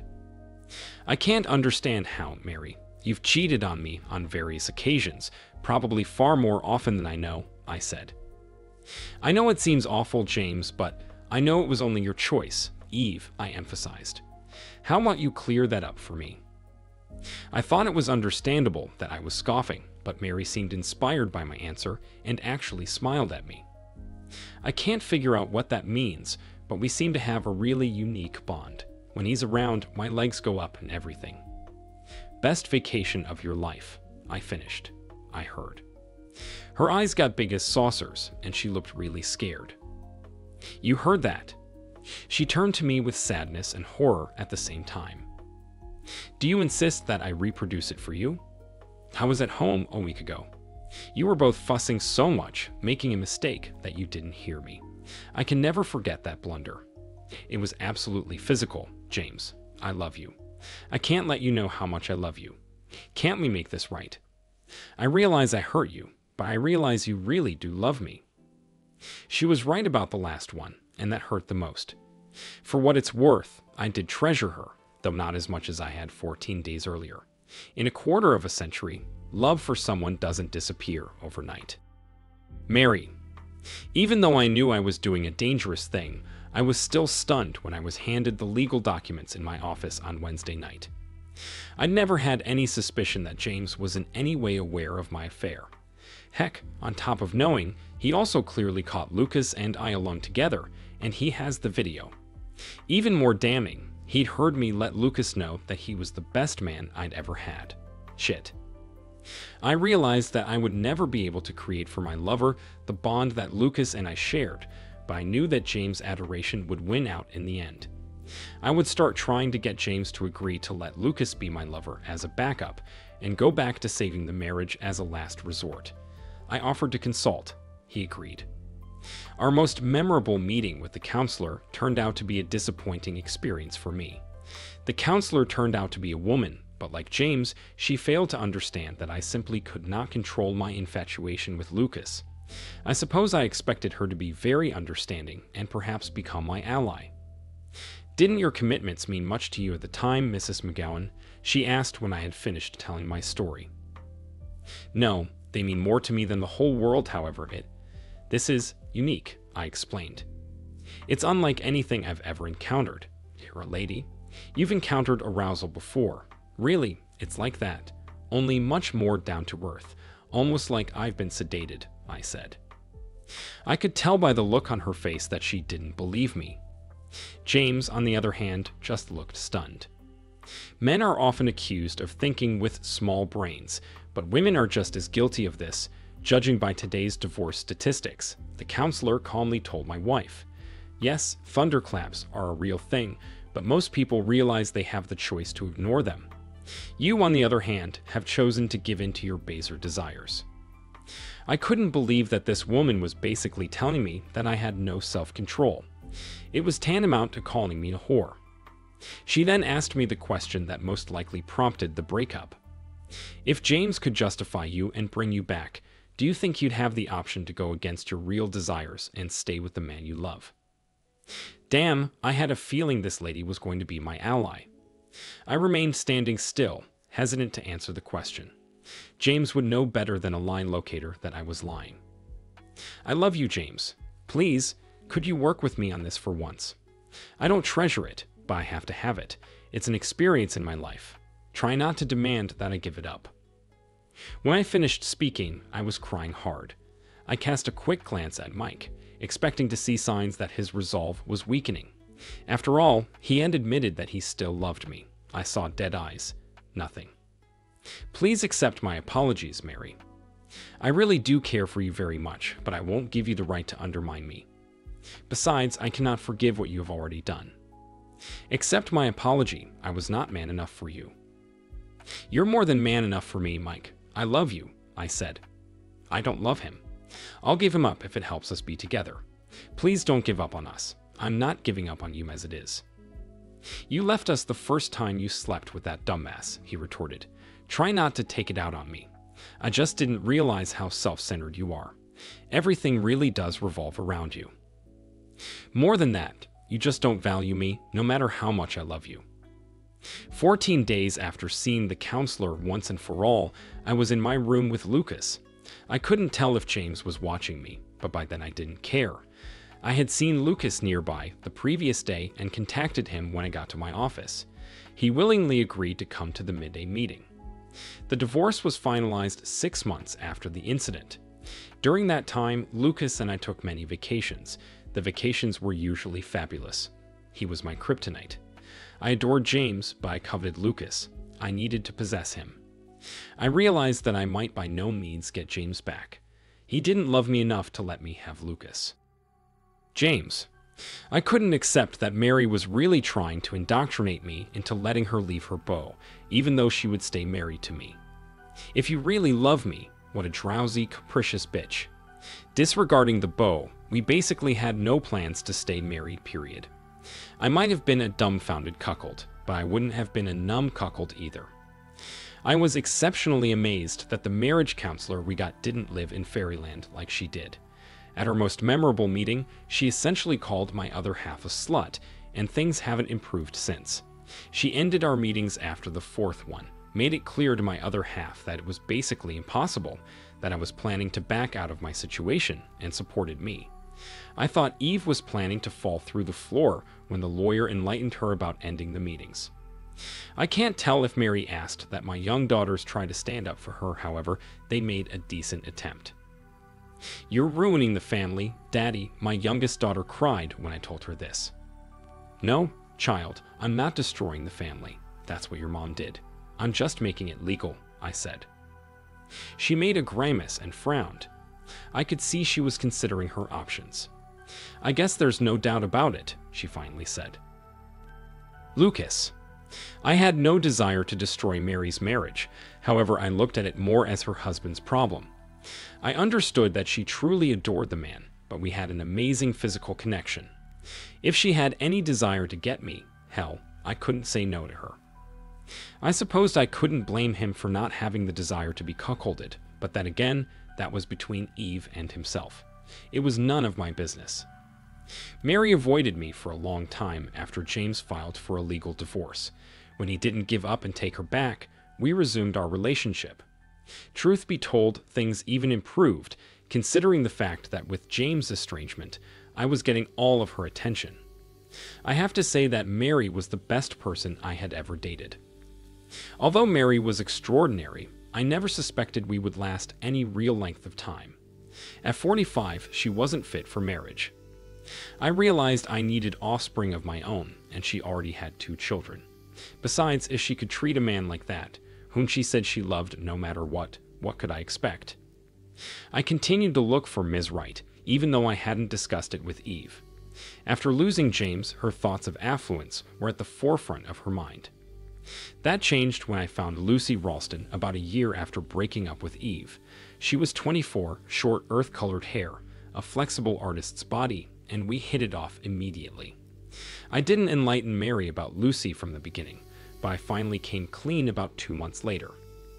I realized that I had put Mary in a terrible mood, but it wasn't as if Mary really cared for me. She and I absolutely genuinely associated, but genuinely we were just old buddies. The moment Lucy and I centered on each other, I needed to tell Mary that it was over between us. "And yet I gave up my soulmate for you," exclaimed Mary when I told her that. "No, you didn't do that. You left your husband to sleep with me. It was never us here. Everything revolved around intimacy. Moreover, it was your decision. However, it's not my decision. My decision has to do with having a spouse and family," I said. Mary. I was crushed when Lucas informed me that he had chosen Lucy. "And yet I gave up my soulmate for you," I exclaimed when he told me that. Lucas threw me a look in which I saw pity. "No, you didn't do that. You left your husband to sleep with me," he corrected. I realized he was right, but at the same time. Then, of course, there was the embarrassment of my kids finding out about it. When we broke up, Mike didn't gall the lily by telling the kids that I had cheated on him many times. None of the kids were happy with me, but eventually they got over it. Telling them a year and a half later that Lucas had left me to start a family with a younger woman made me look pathetic even to myself. I didn't ask them not to tell my father, but I hoped they wouldn't. Admittedly, I wasn't too eager to talk about this event in my life. When the kids came home for Christmas, my oldest daughter nonchalantly asked if they were going to meet my boyfriend. At that moment, I admitted that we were no longer together. So you gave up 1/4 years of your life with father for 2 or 3 years of laying with some younger man. God, pause, accept my apologies, a few years of the best pleasure of your life, my daughter lamented. There wasn't much I could say. I looked at the floor. I tried to be sensitive when talking to the kids and asking about Mike. I didn't think he was even dating, which meant I still had a chance of getting him back. I knew the chances were slim, but why wouldn't he date me if he was going to date other divorced women? We had been in a beautiful marriage for 23 years. However, I knew that I would have to be the attacking party if this was going to happen. James, maybe you should have some espresso with me, I said after he picked up the phone when I called a couple months after the incident. I realize I hurt you with what I did, and I apologize for that, but I really wish we could be companions, the kind that drink espresso together and maybe even eat together from time to time. I really miss sitting around with you and chatting. Sure, Mary, we could do that, I guess, he replied cautiously. I really miss hanging out with you, and I think I'm in a much better mental state now than I was. We set our date for espresso the following Saturday. James. I had to admit that Mary looked amazing when she walked into the Starbucks where we'd agreed to meet. I hadn't seen her in 2 years, and time hadn't damaged her in the slightest. She didn't look an inch more well-fed, and her weight was probably the same as the last time I'd seen her. She had cut her hair to her shoulders, and the tight sweater she wore really flaunted her beautiful form. She hardly used any makeup, which only emphasized that she was still a gorgeous woman. I got up to greet her and stopped abruptly, not knowing if I should hug her or not. She solved that question for me by confidently entering my space, kissing me gently on the cheek and folding her arms across my chest. I responded to the hug. Why hasn't someone stolen you yet? I asked her in all sincerity. She blushed adorably. Apparently not all people have your fine taste, she replied cheerfully. I lowered my gaze to shift my attention. We asked for espresso and each got a brownie. We discussed many topics, just like when we were married. The conversation was so engaging that we each had a second cup of coffee from Starbucks. That was fun, Mary, I said as we got up to leave. How about we eat out next time? I guess I startled her with that greeting, since her eyes got big when she looked me over. Sure, that would be great, she replied demurely. Give me your cell phone and I'll enter my new number. I hit her 14 days after the fact and set up a get-together. Date. It had been more than a long time since I continued any sort of date, totally none since Mary and I separated. Despite the fact that I was squashed by how Mary had treated me, I made an honest effort to fake detachment to the overall population. Actually, be that as it may, what she did totally tore my heart out, and I had avoided all ladies since the separation. Mary and I partook in an exceptionally decent lunch at our #1 Italian cafe one Saturday evening. I realized she was trusting I would welcome her over to my condo after lunch, yet she was expecting excessively. I strolled her to her vehicle in the parking area, gave her a well-disposed kiss on the cheek, and strolled to my vehicle. We partook in a few snacks throughout the following year. I kept it to snacks since I had some control over things better. To me, supper gets you to after supper, which gets you to. I wasn't going even close to that. Mary. James probably gotten more brilliant as the years progressed. I realized he partook in the time we spent together. However, he never asked me out to supper. I figured at one point he would go there, and from that point, it would simply be a little move toward us going through the night together. I realized he wasn't dating, and I assumed if I could shake his reality, once I would have a battling opportunity to get him back. He simply never gave me that opportunity. Lunch and IHOP is not really helpful for ending up in bed. I really tried to understand and began dating others once more. I surmise I would simply need to acknowledge that I was most likely going to be one more piece of ass on the dating scene. James. Mary had gotten me so far and over my head that I really hadn't dated anyone for a significant amount of time. I certainly didn't consider the snacks Mary and I were having, even though I understand she considered them dates. I was in my #1 liquor store, looking at the many brands of tequila, looking for something new when I noticed Mary's presence. She was obviously doing the same thing I was doing. She seemed nice enough, and I figured she could use my extensive information on fine spirits. I was just trying to be cordial. Do you want to drink the tequila or drown it? I could never drown decent tequila. I drink tequila like I drink espresso. Straight up with nothing, she replied. Margaritas are fine for parties, but when I drink in earnest, I don't mix. Wow. A lady with information. I had no idea about any lady who drinks tequila straight from the glass. Interesting that I went to meet this lady. Damn. Drinks tequila right on the go and looks damn good doing it. No ring on her left hand either. I assumed she was a little younger than me. She had a mop of wavy, dull reddish-brown hair almost to her shoulders. Her skin was pale and her eyes were a brilliant blue. I thought it was an Irish girl who looked like me. I didn't realize I was looking until I heard her speak, and then I realized she was asking me a question.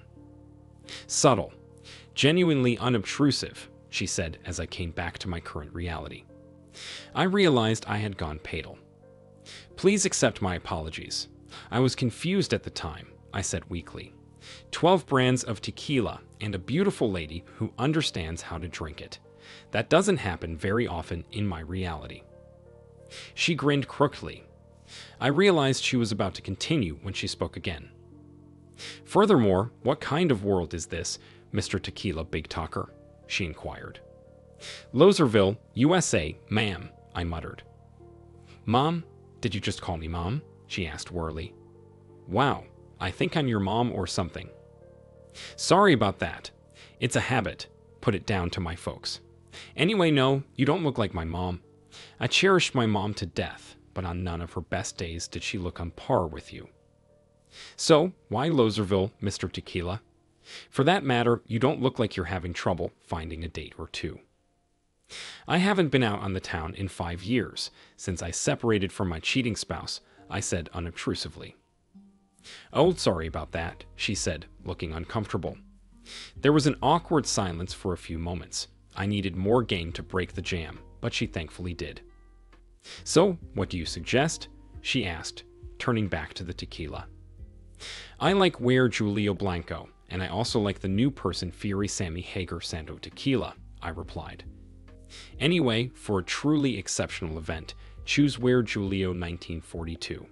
It costs a hell of a lot, but it's a great piece. What do you consider expensive? She asked. $85 a jug, I replied. First-rate stuff. She gestured to me that the conversation was over, I thought. I grabbed a Sando jug off the rack, and then I thought, what on God's green earth? I held out my hand. To James McGowan. Perhaps you'd like to study tequila up close on me. Then you can make a more informed choice, I said, casting her a most serious look. She gave me her abnormal grin again, found me and lowered her eyes conspiratorially, then acknowledged my admission. We proceeded to the bar and spent the next 2 hours studying tequila by the glass. I made sure to bring us 2 or 3 servings of appetizers, as I didn't want us both to go to jail for DUI. When we left the bar, I had Monica Strood's digits. For the whole of the next week, I couldn't get my head around what was going on in my head. I was thrilled that I had gotten the number of a wonderful lady, however, that meant I had to ask her out. That time I went out on the town, just before the American Transformation. Hell, I thought I might ask her out to a coffee shop. Maybe I could find a roller skating arena, or, on the other hand, a bowling alley. It made me sick. I had a steady job, and I was bringing in good money.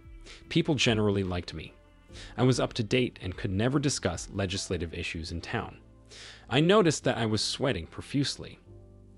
I realized that some things hadn't changed. As far as dating goes, the ladies have all the power, and they know it. However, she gave me her number without me threatening her with a firearm. That should have served as support for me, right?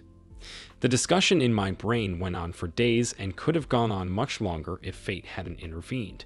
Fate disguised as Sarah Sortino, whom I encountered in a real sense in the lobby of the office where I worked. I had been trying to find a solution for Monica all this time when I came across Sarah. She faltered on her 3-inch heels, and I grabbed her hands to keep her from falling, while simultaneously saying, "I'm sorry." "I know I'm not very big, but I don't think you'd see that I'm here if I were wearing fancy clothes," Sarah told me after I calmed her down. Problems? Sarah was probably the same age as my younger daughter. We talked from time to time, mostly me offering to protect her from anything. She was also my personal counselor at a younger age. If I really needed clarification on something that was generational and that I'd rather not call my children, I'd find Sarah and she'd clarify things for me up close and personal, in words that sounded good to my childish brain. As a matter of fact, yes, I muttered, presumably looking like a weak clown. Sarah gazed into my face as if trying to discern a sign. She blurted out her reserved, goofy smile. I was puzzled. That was normal. "Could this question be related to a young lady?" She said in her sing-songy manner. "Sort of, you better believe it. I suppose it is, yes, really," I muttered. She stared at me for a few moments, and then, at that moment, made a choice. "Okay, you can talk to me about it after work at Murphy's. Besides, I don't need to be bullied when I drink my fruity drink, or you'll be all alone," she said. Sarah leaned back in the chair opposite me with an exceptionally interested look as I staggered and stammered about Monica when we soon met at Murphy's. "So you haven't dated anyone since you broke up a long time ago? No one? Wow, I knew you sucked, but I didn't think you had gotten to the point of being pathetic," she said mockingly. I flinched at the joke, but realized that Sarah was right. Besides, I knew her tone towards me had been considerate the whole time. "So how long ago did she give you her number? Is it safe to say we're still around the same time? A year?" "That was 5 days ago, and if you keep being smart, I'm going to put you over my knee," I admonished, only half seriously. "Oh, we can both do that," she purred back. One of us blushed, and it wasn't her. "Really, James, what's the matter? You're not a savage, you've got a lot on your plate." "Call her," Sarah said. For the next half hour, Sarah spent the next half hour telling me about some of the things she and her dates do on dates. I fought the temptation to pull out a notebook and take notes. "Can you dance?" she asked at one point. "Does the Pope have 3 left feet?" I replied. "Then I'll take that as a no. You know, ladies really like it when a man makes them move. It's a kind of physical action. It ignites interest," she said with a wide, full-mouthed smile. "Really? Really?" "I actually thought it was something of a capital legend," I said. "Really, 100%. It's like foreplay," she said. "La la," I said, covering my ears. She looked at me, then smiled again. "God, and by the way, don't forget to bring protection. You can't be too prepared," she said, looking at me straight on without flinching. "Of course, Mom," I replied resentfully. Back home in the evening, I busied myself with Monica again and wrote down next Saturday on my calendar. Sarah told me not to spend too much energy discussing my past marriage, but to answer any questions Monica asked about it. I was uncomfortable discussing what had happened with an outsider, but Monica was exceptionally understanding. She then told me her story, which included a 15-year marriage that ended after she forced her lover into bed with their neighbor. Mary.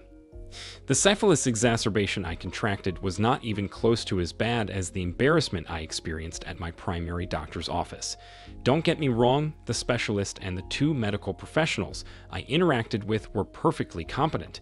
However, I could see that they were overwhelmed at having to deal with me. When I listed 6 different men as recent partners to report, it got even better. Shit.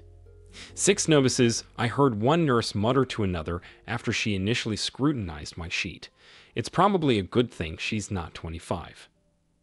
I probably would have ripped her a new one if she had expressed it to me in no uncertain terms.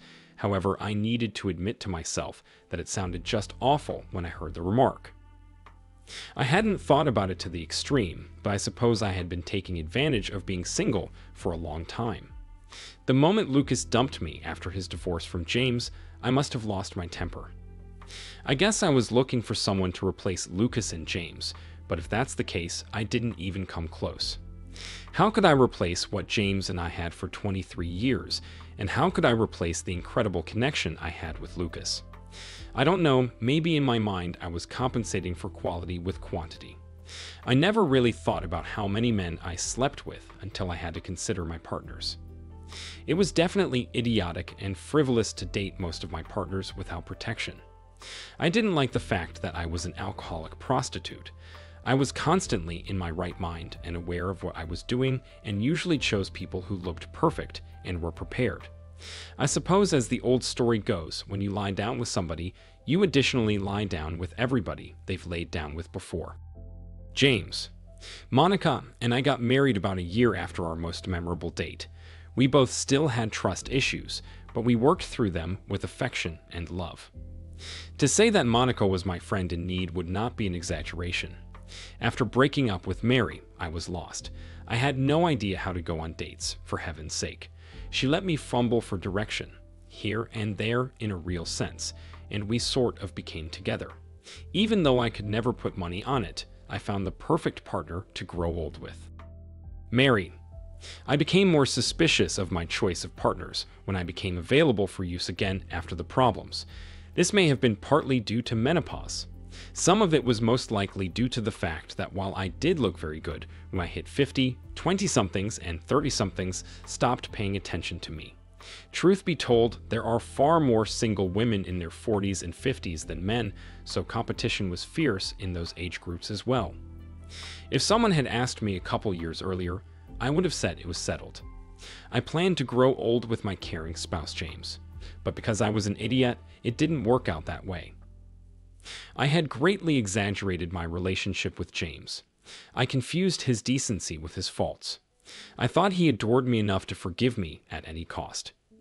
A few years ago, I moved into a home for the elderly. My old home was too big for me as a single person. I see my children and grandchildren once every few months. It took several years for the relationship I had with my children to get back to normal. James and I have maintained a pleasant relationship, even though we stopped doing the snack thing after I realized that getting closer to him was not good for me.